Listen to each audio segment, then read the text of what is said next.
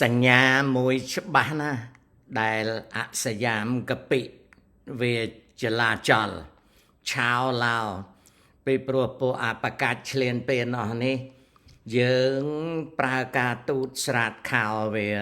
លើឆាកអន្តរជាតិនៅក្នុងប្រជុំដៃគូអាស៊ានយើងចាប់វាស្រាតខោដល់អញ្ចឹងវាអត់មានមមីសអីលាក់នៅពុទ្ធបុត្រដែលវាឆ្លៀនពៀនខ្មែរទេណា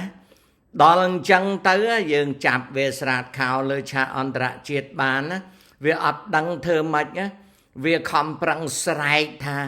ឲ្យយើងនឹងឈប់ភូតកុហកអន្តរជាតិទៅ